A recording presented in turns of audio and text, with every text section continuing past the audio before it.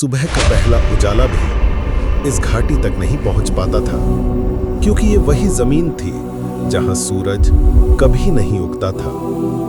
आरव ने अपना पहला कदम उस अंधेरी घाटी में रखा। उसके चेहरे पर थकान थी, लेकिन उसकी आंखों में अब भी एक ही नाम जल रहा था, अमाया।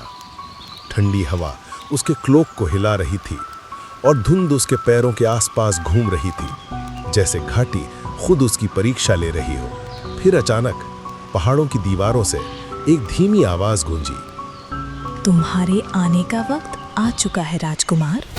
आरव रुक गया। उसने सांस रोककर सुना। धुंध की पर्दों के पीछे कोई था।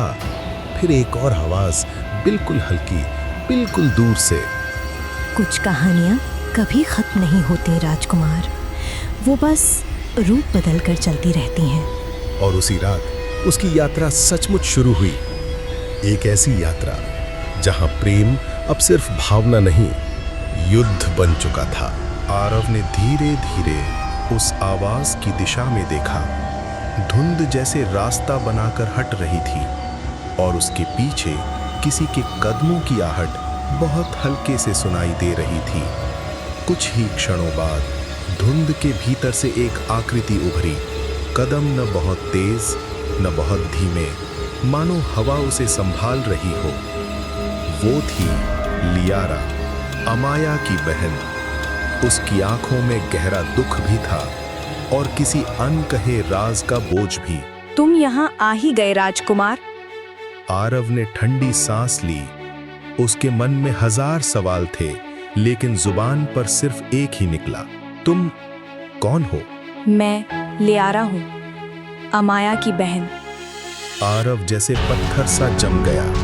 उसका दिल एक धड़कन के लिए थम गया।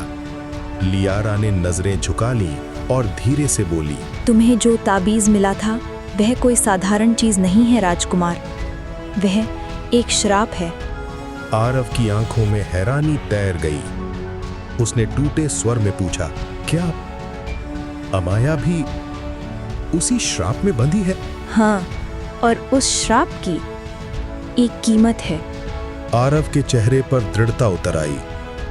वह धीरे से बोला, अगर उस कीमत में मेरी जिंदगी भी शामिल हो तो मैं तैयार हूं। तब रास्ता तुम्हारे सामने है राजकुमार, पहाड़ों के उस पार, उस घाटी में जहां सूरज कभी नहीं उगता। वहीं अमाया का श्राप टूटा था और वहीं तुम्हें अपना जवाब मिलेगा। उस रात लियारा की परछाएं धीरे धीरे धुंध में खो गई। आरव कुछ पल तक बस उसे जाता हुआ देखता रहा।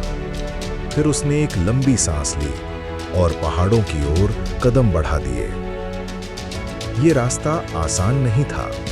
पत्थर नुकीले थे, हवा ठंडी थी और आसपास ऐसा सन्नाटा जैसे सदियों से कोई आवाज यहां नहीं गुजरी हो। जैसे जैसे आरव आगे बढ़ा, घाटी और गहरी होती गई।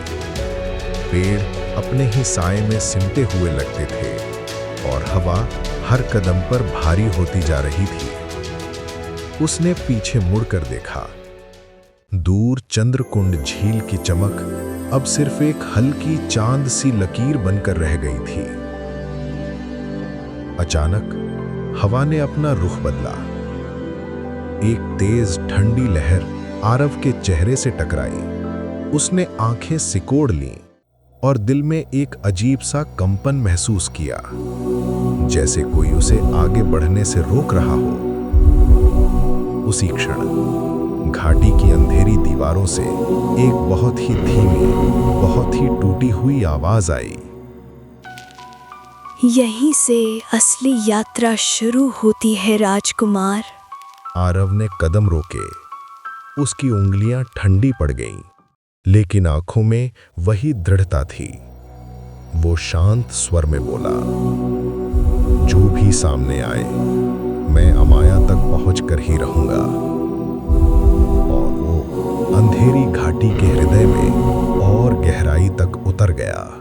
जैसे जैसे आरव अंधेरी घाटी के भीतर आगे बढ़ता गया, हवा और ठंडी होती गई। पेड़ों की टहनियां एक दूसरे से टकराकर अजीब सी खरखराहट पैदा कर रही थी, मानो जंगल उसे चेतावनी दे रहा हो। आरव के कदम धीमे पड़ने लगे, लेकिन उसका दिल अब भी उसी सवाल की आग में जल रहा था। अमाया कहाँ है? कुछ दूर जाने पर घाटी की एक पत्थरीली दीवार पर उसे एक अजीब सा निशान दिखा। वो रुका, आंखें सिकोड़कर देखने लगा।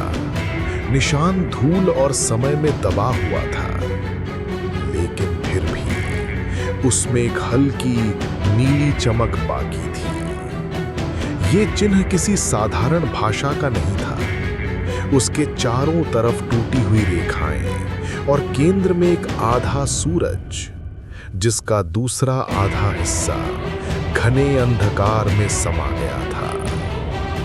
यही था वो घाटी जहां सूरज कभी नहीं उगता का पुरातन चिन्ह। आरव ने हाथ बढ़ाकर उस निशान को छूने की कोशिश की, लेकिन तभी धुंध अचानक ऊपर उठी। ठंडी हवा ने उसकी उंगलियों को पीछे धकेल दिया और एक धीमी, बहुत पुरानी आवाज गूंजी। यही परीलोक का द्वार था राजकुमार। आरव का दिल धड़का। वो पलटकर बोला, कौन बोल रहा है? लेकिन घाटी सिर्फ अंधेरी खामोशी में डूब गई, सिवाय उस निशान के जो एक हल्की नीली लपट की तरह धीरे धीरे सांस ले रहा था। परियों का अंतिम युद्ध भाग 3, छुपा हुआ द्वार। नेक्स्ट संडे शाम 8 बजे।